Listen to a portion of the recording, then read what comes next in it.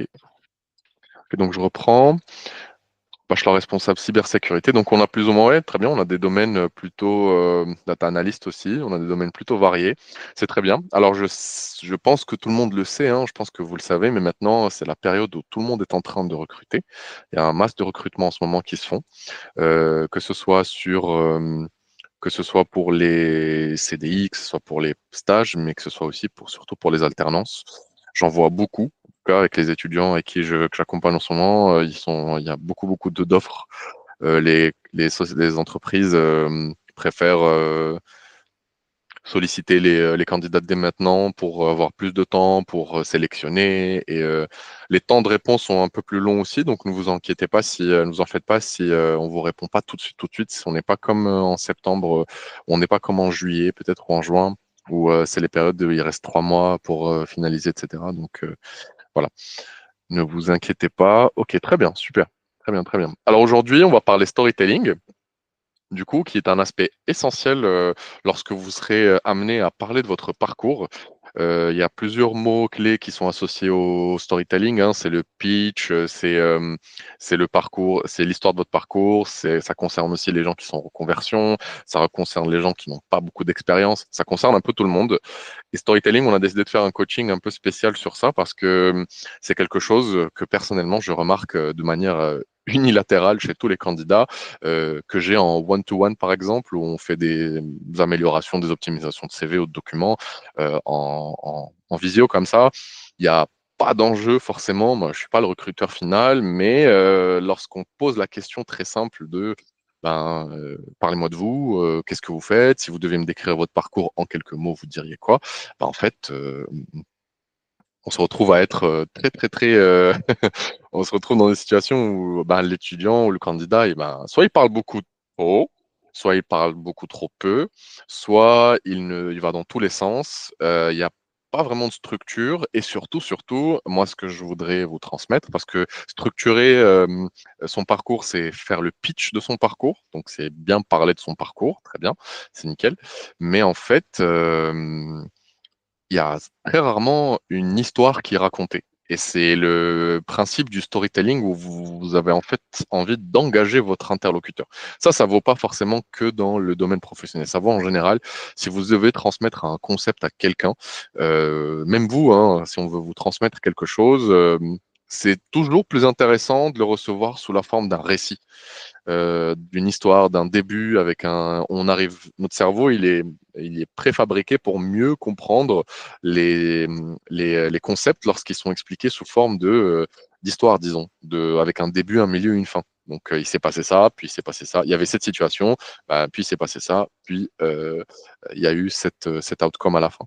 Donc, vraiment, c'est quelque chose sur lequel j'insiste, c'est de savoir raconter, c'est pas seulement juste structurer, mais savoir raconter un peu son parcours. D'accord? Et ça va vous aider dans la lettre de motivation, ça va vous aider en entretien téléphonique, quand on va vous demander de vous présenter, et ça va vous aider en entretien physique avec les responsables. Donc, ça va tomber, vous aurez des entretiens, j'espère pour tout le monde, vous aurez des entretiens. À ce moment-là, il faudra savoir raconter un peu, il faudra savoir pas seulement être le candidat qui a juste un bon CV, mais qui ne sait pas se vendre un peu lors des entretiens.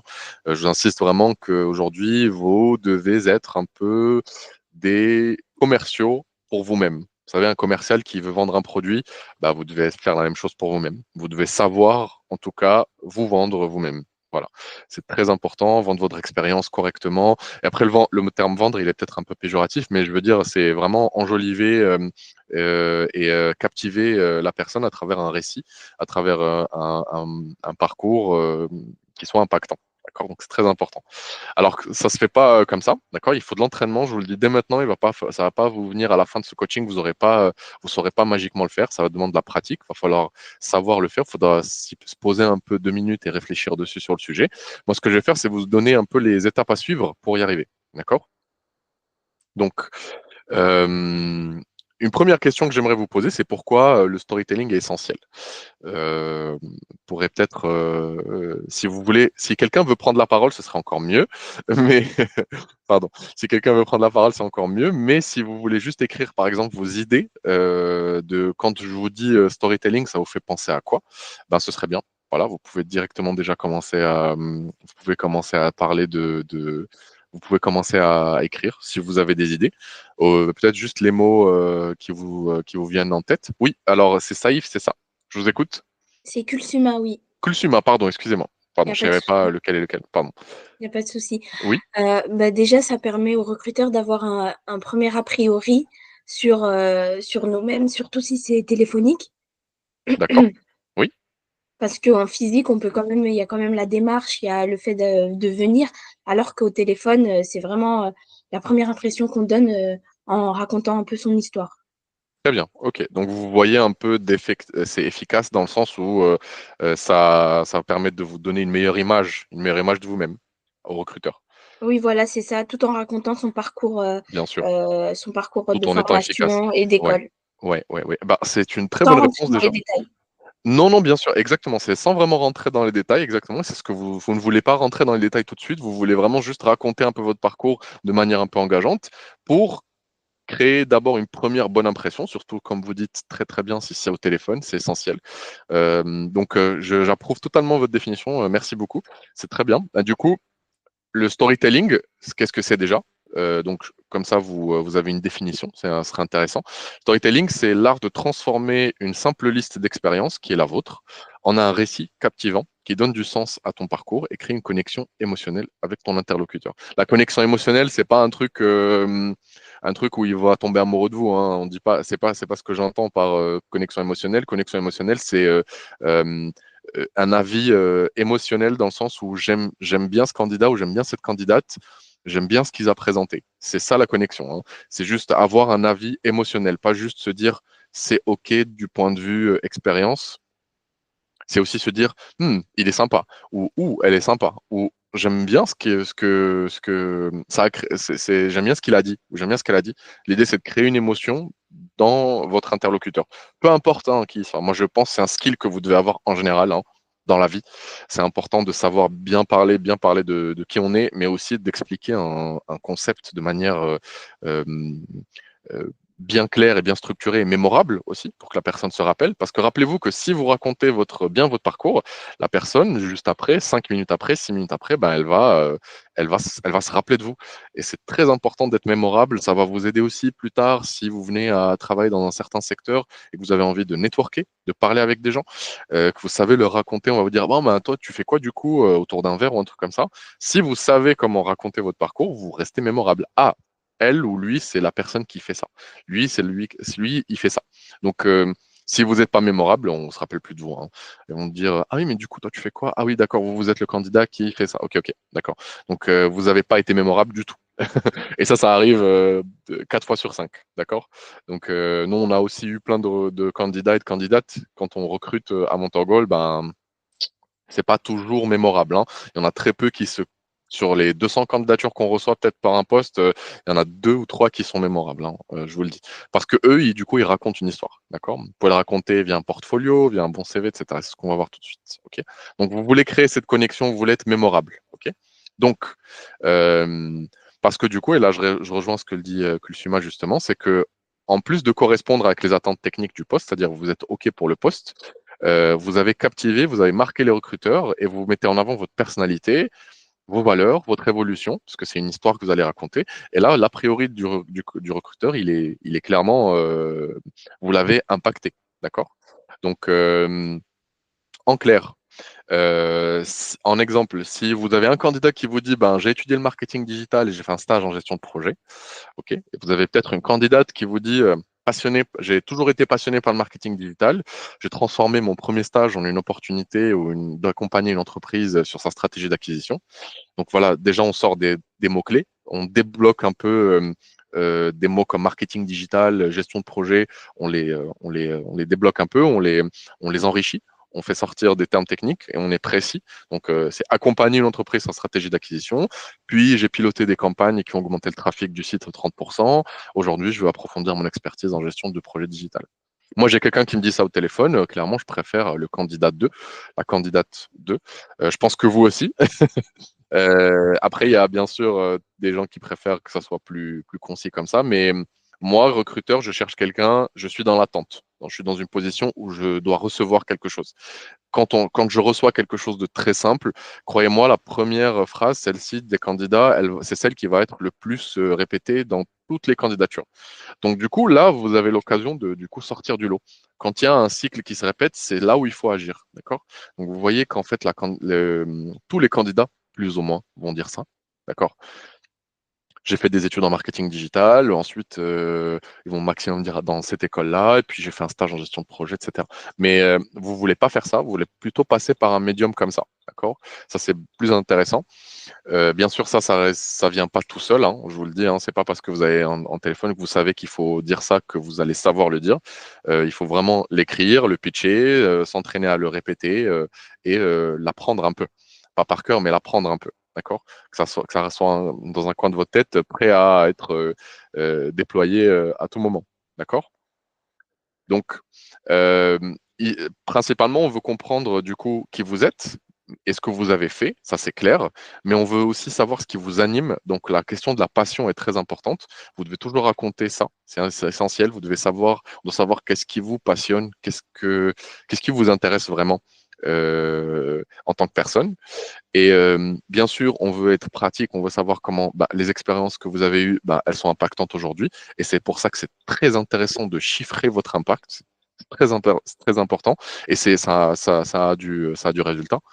Et ensuite, qu'est-ce que vous avez développé en termes de compétences? Donc, j'ai fait cette expérience, j'ai impacté ça et j'ai appris à faire ça, ça, ça et ça. Et du coup, maintenant, je cherche à passer à un niveau supérieur, par exemple. Ou je suis en la quête de nouveaux challenges, par exemple, ou je suis en fin d'études et je suis prêt à rentrer dans le marché de l'emploi, par exemple, ou j'ai travaillé dans le cadre d'une reconversion, j'ai travaillé dans ce domaine pendant des années et maintenant la suite logique c'est de passer à ce domaine-là et je suis plus que motivé pour y arriver.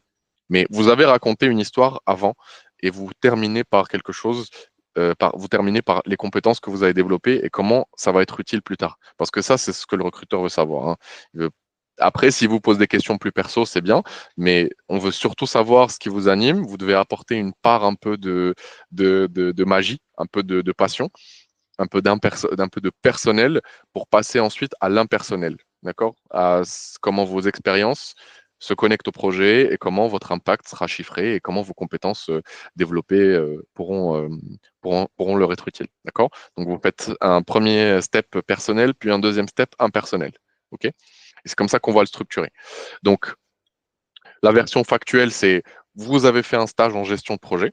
Voici les missions que vous avez fait. C'est vous avez suivi les KPIs. Les KPIs, pour ceux qui ne savent pas, c'est les Key Performance Indicators. C'est les indicateurs de performance. C'est quand on lance un projet, il faut qu'on voit s'il a bien performé et s'il est bien, si ça fonctionne bien. Donc, on choisit avant même de le déployer des indicateurs qui vont nous permettre de une fois déployé, savoir si le projet se porte bien ou pas, en bonne santé ou pas. Et ça, c'est une compétence à elle seule et qui est demandée par beaucoup d'entreprises. Et animation d'atelier, par exemple. Voici, donc ça, c'est en version factuelle. En version storytelling, voilà ce que ça donne. D'accord? C'est même en tant que stagiaire, vous êtes capable d'enjoliver votre expérience, hein. En tant que stagiaire en gestion de projet, j'ai mis en place un suivi des indicateurs clés. Alors, on ne dit pas juste KPI, ce qui a permis à mon équipe de gagner en efficacité. Euh, et même, vous pouvez rajouter d'autres trucs, hein. Ce qui a permis à mon équipe de gagner en efficacité, en autonomie et d'optimiser toute notre planification hebdomadaire. Ça nous a permis d'être juste plus efficace et plus impactant sur le long terme. Et cette expérience, elle m'a confirmé que j'étais fait pour la coordination et la stratégie d'équipe. Et la gestion de projet, c'est mon dada. Maintenant, du coup, je veux me lancer sur cette voie. Voilà. Donc là, j'ai raconté une histoire. C'est des versions factuelles, hein. J'ai rien inventé, mais j'ai raconté un début, j'ai mis une situation de départ, stagiaire en gestion de projet, une situation qui s'est posée, voilà, j'ai mis en place un suivi des indicateurs clés, le résultat. Voilà. Et là, j'ai parlé de l'expérience, m'a confirmé mon intérêt. Donc là, on a fait l'inverse, on a plus parlé impersonnel pour aller vers le personnel. Voilà. Et ainsi de suite. Donc c'est toujours deux facettes que vous devez avoir. OK. Et c'est comme ça que vous racontez une histoire. Vous maintenez l'intérêt du recruteur ou de la personne en face de vous toujours aux aguets, quoi. Voilà. Ensuite, bah, du coup, en liaison avec ça, du coup, ça, c'est un peu la structure que je conseille toujours. C'est la méthode STAR, je crois que vous la connaissez. Si vous avez déjà assisté à un de nos coachings, vous la connaissez sûrement. Si vous ne la connaissez pas, je vous l'indique tout de suite, je vous l'explique. STAR, c'est un acronyme, STAR, situation, tâche, action, résultat. OK? Si on vous dit, ben, parlez-moi de vous, voilà, ou parlez-moi de cette expérience-là, ben, vous voulez pas dire, ben, j'ai fait ça, j'ai été chef de projet, j'ai été chargé de projet ou j'ai été chargé de communication, on m'a demandé de faire ça, on m'a demandé de faire ça, et j'ai fait ça et j'ai fait ça. Non. Vous voulez vraiment expliquer le contexte, vous pouvez même revenir un peu en arrière. Ben, à ce moment-là, j'étais, on m'a donné la tâche de chargé de communication. Il y avait un problème qui est remonté. On avait une remontée de besoin de la part de l'équipe marketing, supposons, de l'équipe RH par exemple. Et à ce moment-là, c'est ça qui a déclenché. J'ai eu une remontée de besoin qui a déclenché du coup un projet qui nécessitait une supervision, qui nécessitait ça, qui nécessitait ça. Et c'est là où vous listez vos missions. L'action, bah, du coup, moi j'ai fait ça. Et là, vous dites comment j'ai relevé le défi. Vous pouvez un peu parler, vous vraiment mettez-vous en valeur, hein. Mettez en valeur ce que vous avez vraiment fait, parce que des fois on oublie ce qu'on a vraiment fait d'incroyable, alors que vous faites plein de fois des choses incroyables, mais on oublie de se valoriser à ce moment-là. Mais là, il faut se valoriser, hein. L'action, c'est au moment où vous valorisez, et du coup, le résultat. Voilà. Et là, forcément, il y aura un lien avec l'expérience suivante. D'accord? S'il y en a d'autres. OK? Ben, vous avez fait un stage d'observation, voilà ce que vous avez fait, la situation, la tâche, l'action. Le résultat, hop, je suis passé en étude, en formation de X parce que du coup, c'est la leçon que j'ai apprise à travers ce stage d'observation. Je parle de stage d'observation, c'est en troisième, par exemple, au lycée même, hein. Sinon, vous pouvez faire l'inverse dans le cadre d'un CV un peu fourni où vous avez plus ou moins peut-être une ou deux expériences en stage. Ben voilà, un stage est lié à un autre et maintenant à ma recherche d'alternance. Et dans le cadre d'une reconversion, c'est aussi le cas où vous êtes, ben, j'ai le contexte initial, c'était cet aspect de ma carrière. Là, qu'est-ce qui a déclenché l'évolution, les défis que j'ai relevés et les leçons que j'ai apprises. Voilà. Donc vraiment, c'est une méthode que vous pouvez appliquer à toutes les phases et toutes les étapes de votre parcours. OK? Donc toujours Star, on se rappelle Star, c'est facile, hein, STAR. Moi, maintenant, j'utilise aussi pour expliquer une situation très simple. Je me dis Star, c'est un acronyme très simple. Je me dis OK, donc situation, tâche, action, résultat. Voilà. Quel était le contexte? Qu'est-ce qui a déclenché le point de déclenchement? L'action que j'ai faite et le résultat qui en est sorti. Voilà, très simple. Toujours. Et ça, c'est très apprécié quand vous avez un candidat devant vous qui vous donne de manière structurée et qu'à la fin de votre petit pitch, on vous dit c'était très clair. C'était très clair. Ça, vous êtes sûr que vous l'avez eu dans la poche, quoi. Vous l'avez dans la poche, ça c'est sûr. Donc parce que vous vous êtes entraîné, vous savez raconter. OK? Donc, on prépare un peu toutes nos actions comme ça. Donc, ça, c'est un exemple hein, que je vous donne. C'est un peu long, mais on peut le lire si on voulait ensemble. Ça, je vous ai fait tout ça en détail parce que tout ce support, je vais vous l'envoyer juste après le coaching. Mais voilà, si vous êtes curieux de savoir qu'est-ce que ça donne, ben, ça donne ça. D'accord? La situation, j'ai été étudiant. La tâche, j'ai eu l'opportunité. L'action, j'ai appris à utiliser. Résultat, cette expérience m'a convaincu de poursuivre. Voilà. Donc, STAR, toujours, rappelez-vous. Voilà. Et là, et ça, c'est du storytelling, hein. Ça, c'est vraiment du storytelling. On n'est plus sur. J'ai fait un stage en gestion de com et en agence et voilà, j'ai fait des KPI et vous listez vos missions comme ça, tous les bullet points. Non, voilà, vraiment raconter. Ok. Sur votre CV, c'est très simple parce qu'il faut storyteller aussi sur son CV. Vous dites pas ce que vous avez fait, mais dans les bullet points que vous mettez, vous savez, quand vous décrivez votre expérience, dans les bullet points que vous mettez, ben, euh, vous pouvez les lier dans une sorte de logique d'évolution, d'accord? Et à l'oral, vous allez pouvoir dire, ben, j'ai commencé en tant que, puis j'ai évolué vers, et puis j'ai fait ça, et puis j'ai fait ça, d'accord? Rappelez-vous de chiffrer, quand je dis ici, ce que vous avez accompli et appris, c'est très important de chiffrer votre impact. Là, il faut qu'on sache ce que c'est, hein, d'accord? Et vous liez les expériences entre elles, d'accord? Et c'est comme ça que vous racontez une histoire. C'est pas décousu. Même si c'est une reconversion et qu'il n'y a pas forcément de lien évident, il y a un lien pour vous dans votre tête. Il faut juste le structurer et savoir le raconter, d'accord? Il est là, il existe. Ok, j'ai plein de candidats qui me disent ouais, moi en fait avant j'étais ça et maintenant je suis ça n'a rien à voir, je sais pas comment les lier, j'ai un peu peur de bloquer lors de l'entretien. Bah en fait on se casse la tête 5 minutes et on trouve l'accroche, ok, et on structure ça, on écrit, on l'écrit, on tape, on se dit ok, ça c'est bon, et maintenant on essaie de le dire à l'oral et ensuite on apprend ça un peu par cœur, on va dire, et voilà. Et après, ça commence à venir naturellement, on le transforme, on se l'approprie. Voilà.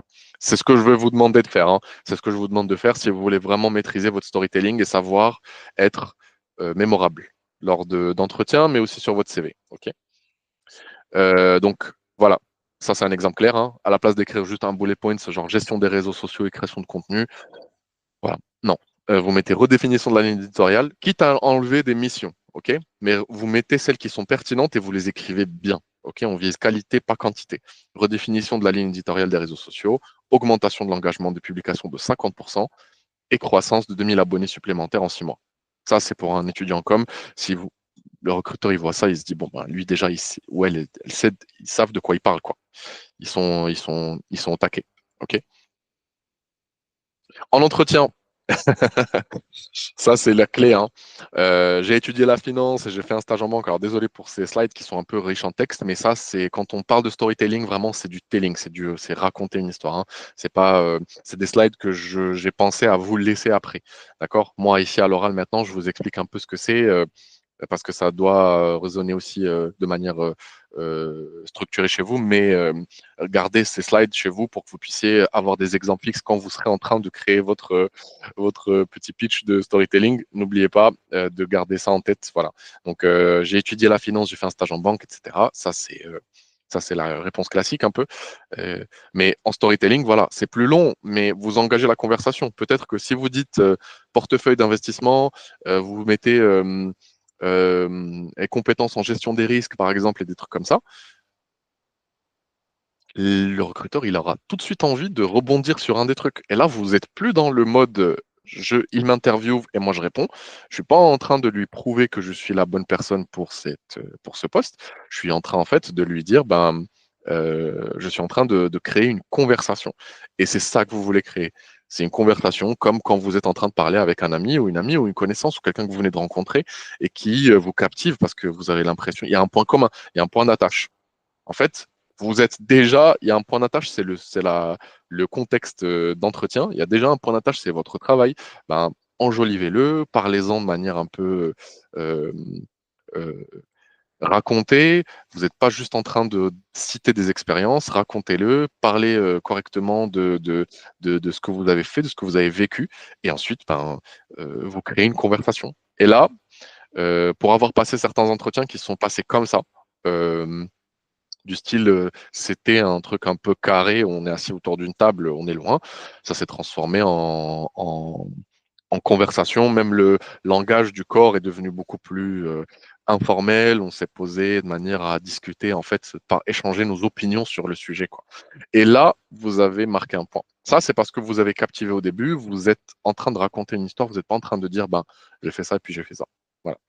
Donc ça, c'est juste un skill important à avoir, ce que je vous conseille, hein, de toujours avoir. Et du coup, on adapte bien sûr son récit, ça c'est des conseils, hein. Adaptez votre récit selon le contexte, notamment dans l'aide de motivation, en entretien et sur LinkedIn. On ne parle pas de son expérience de manière unilatérale, de manière générique. On la perfectionne en fonction de l'offre, d'accord? Je ne vais pas parler, je vais pas avoir le même récit pour quelqu'un pour une entreprise qui fait des médias, comme pour une entreprise qui fait de la santé, pour une entreprise qui fait du marketing. C'est trois types de discours différents, d'accord? Euh, on teste, bien sûr, on améliore. Ça, je vous conseille de faire des petites réunions avec vous-même sur Meet, Google Meet. Vous enregistrez et vous évaluez, quoi.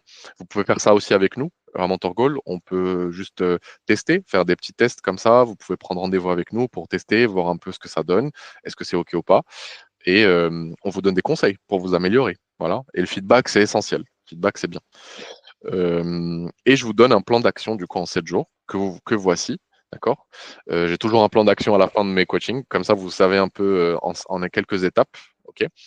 Moi, j'ai écrit 7 jours, mais ça peut être 7 étapes, hein, pas forcément des jours. Voilà. Donc, on définit d'abord son fil rouge et son objectif professionnel. On définit un peu ce qui nous a mené d'un point A avant à notre point B d'aujourd'hui. On identifie 3 moments clés. On va en choisir 3. Comme ça, pour l'exercice, on va en choisir 3 ou 2, comme vous voulez, hein. Mais je suis sûr qu'il y en a au minimum 3. On va les structurer sous la méthode STAR. On va les écrire. On va se dire, OK, bon, ben, ça, c'est pas juste, ben, j'ai fait un stage ou j'ai fait cette expérience. Ben, je vais l'enjoliver et je vais le raconter sous la forme de la méthode STAR. Ensuite, une fois que je maîtrise ça, ben maintenant, je vais prendre ces mêmes expériences, je vais aller sur mon CV, je vais les reformuler. Voilà. Ensuite, on va préparer des réponses basées sur le storytelling pour les entretiens, parce qu'on se dit, si jamais ce CV, je reçois des sollicitations, ben, je suis prêt. Voilà. Donc, on se prépare pour les réponses. Et ensuite, on teste. OK, on teste, on affine avec un binôme ou en l'enregistrant ou avec nous. Voilà. C'est à vous de voir ce que vous avez envie de faire. Mais on est ouvert à ça, bien sûr. Et ensuite, un dernier truc essentiel, c'est qu'on partage un post LinkedIn pour euh, autour de ce parcours. Choisissez une des expériences qui vous a le plus intéressé et on va la raconter sous la forme d'un storytelling. D'accord? Et on va la publier et on va voir si les gens réagissent ou pas. Si les gens réagissent pas, c'est pas grave. OK? On sait que ça a fait peut-être un flop. OK? Mais si les gens réagissent, on interagit. OK? Les commentaires, les likes, les réactions, etc. Et là, c'est parfait pour se dire, OK, ben, ça marche, j'ai bien fait mon exercice. OK? Et si ça ne fonctionne pas, ben, on revient à l'étape 1 et on refait, et on itère, et on itère. Voilà. Donc, voilà tout. Je ne voudrais pas faire plus long, je crois que je vous ai donné assez d'informations déjà comme ça. Je vais aussi, du coup, tout de suite vous partager le lien, comme ça vous le gardez chez vous. Je vous le mets dans la conversation tout de suite. Le voici. Voilà, très bien. Hop. Je vous mets aussi mon mail, comme ça vous pouvez m'écrire à n'importe quel moment pour parler, vous pouvez juste m'envoyer un mail, moi je réponds toujours très rapidement. Donc si c'est, on peut parler de storytelling, mais on peut aussi parler de CV, de lettre de motivation, de refonte, de parcours en général. Alors le temps maximum d'un storytelling. Alors moi, si un recruteur me demande de parler d'une expérience et que je veux la storyteller, moi je dirais 1 minute 30, 1 minute 30, 2 minutes. 1 minute 30, c'est beaucoup déjà. Mais si vous l'avez bien raconté, si votre storytelling a été un succès, si vous avez bien raconté votre expérience, sachez que le recruteur va tout de suite rebondir sur un truc. D'accord? S'il rebondit pas, vous devez trouver un moyen de vous en sortir pour poser une question à ce moment-là, voilà, et dire qu'est-ce que vous en pensez ou voilà ou un truc comme ça. Mais l'idéal, c'est que un truc que vous avez dit dans votre pitch, vous allez va faire rebondir le recruteur sur un truc, voilà. Il va vous demander plus de détails ou un truc comme ça, d'accord? Voilà. Donc je ne sais pas si ça vous répond à votre question, mais moi je dirais peut-être 1 minute 30 à 2 minutes, voilà. On s'éternise pas dessus, quoi. Voilà. Pas de souci, pas de souci. Donc, si d'autres personnes ont des questions, vous pouvez aussi lever la main, prendre la parole, c'est libre, hein, allez-y. Vous êtes dans la journée du speed matching, on se présente avec la méthode storytelling. Comment ça se passe généralement cette journée? Alors, speed matching, si vous voulez dire, c'est du job dating. C'est speed dating, d'accord? Ok, ben dans les journées de job dating où vous passez, il y a des entreprises, des événements où ça se passe vraiment comme un speed dating où vous avez 1 minute, chaque binôme a 1 minute et les recruteurs sont restés assis à la même place et les candidats tournent autour. Et ça se passe un peu comme ça. Ben, à ce moment-là, vraiment, le storytelling, il est essentiel. Si jamais vous devez assister à des événements où vous devez rencontrer des gens et vous devez les impacter, vous devez être mémorable, il faut savoir donner les bons mots-clés et les bons termes pour bien marquer votre conversation. Ben, à ce moment-là, oui, euh, vous devez absolument savoir maîtriser votre pitch, ça c'est sûr. Voilà. Se présenter avec la méthode storytelling, c'est essentiel, c'est excellent. Voilà. Moi, je vous conseille de le faire effectivement. Alors, comment ça se passe? Il y en a plus, il y a plusieurs formats, hein. Plusieurs formats. Il y a des formats très libres où vous pouvez aller sur n'importe quel stand et ben, quand c'est à votre tour, ben, c'est à vous de parler. On vous dit bonjour, bonjour, et c'est là. Tout va commencer depuis ce moment-là où la poignée de main, le bonjour, le sourire, la posture, l'habit, etc. Déjà, ça, c'est en soi un premier contact. Et ensuite, le contenu de votre pitch, ça aussi. Sinon, vous avez des formats un peu plus structurés, comme je vous ai dit, hein, où c'est les recruteurs, c'est vraiment assis à des tables. Et moi, je connais des gens dans leur entreprise, ils recrutent comme ça, ils font des job dating en mode speed dating. Voilà. C'est 1 minute 30 et il y a un animateur qui passe avec les chronomètres. Bon, ben super, etc. Et il y a un ding, il y a une cloche et à un moment, on tourne. Voilà. Donc, je ne sais pas si ça répond à votre question. Donc, toujours est-il que si vous avez bientôt un événement, un speed dating ou un truc comme ça, faites-nous signe, hein. On peut vous aider à préparer votre pitch, etc. Donc, n'hésitez surtout pas. Voilà. Alors, si d'autres personnes ont des questions, ah oui, d'accord, vous en avez un organisé à Agentia, mais du coup, il faut leur demander comment c'est organisé. Moi, je ne suis pas au courant de comment eux ont décidé de l'organiser, mais ce serait très utile, effectivement, si c'est dans 2 jours, quoi. Donc, demandez-leur c'est quoi le format. Est-ce que c'est juste une rencontre avec des recruteurs, avec chacun aura un stand, ou c'est vraiment un speed dating, quoi, un speed matching? Parce que ça peut vouloir dire plein de choses. Donc, si vous me redonnez cette information, si vous nous fournissez l'information, on peut clairement vous aider dans ça, hein, bien sûr. Bien sûr, bien sûr.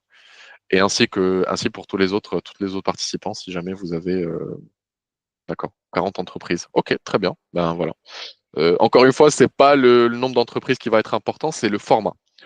C'est quel format vous êtes, sur quel format vous êtes, comment vous allez vous présenter à ces entreprises-là. Est-ce que c'est quelqu'un qui vous présente? Est-ce que c'est vous qui vous présentez et que vous présentez, vous vous asseyez, vous êtes debout? Comment ça se passe? Voilà. C'est ça qu'on a besoin de savoir. Une fois que vous nous donnez ces informations, ben voilà. Donc, si c'est tout pour tout le monde, je vais arrêter le coaching ici parce que je crois que j'ai dépassé un peu de votre temps. J'espère que pas de souci, pas de souci, Fatima et Zara. J'espère que vous êtes OK, que ça vous a été utile. Vous avez le lien. Cliquez dessus maintenant, comme ça vous le gardez. Copiez-le en tout cas. Voilà, gardez mon adresse mail aussi et on reste à votre disponibilité pour toute sollicitation, hein. Voilà, avec plaisir. Oui, alors c'est qui a levé la main? Je sais plus, ça a disparu. Mais allez-y, vous pouvez parler, oui. Je vous écoute. Non? Si? J'ai bien vu une main levée, je crois, à un moment. Ok, non. Ok, autant pour moi. Avec plaisir, de rien, de rien. C'est moi qui vous remercie. Merci pour votre présence. Et ben, on se dit à très bientôt. Il y a le même coaching encore demain. Sinon, il y a un autre coaching la semaine prochaine. Voilà. Ah, pas de Ok, d'accord. Donc c'était une erreur. Pas de souci. Merci à vous pour votre présence. Et ben, je vous souhaite une très belle journée, un très bon après-midi à vous. Au revoir. Alors j'arrête l'enregistrement aussi et je vous quitte la réunion aussi.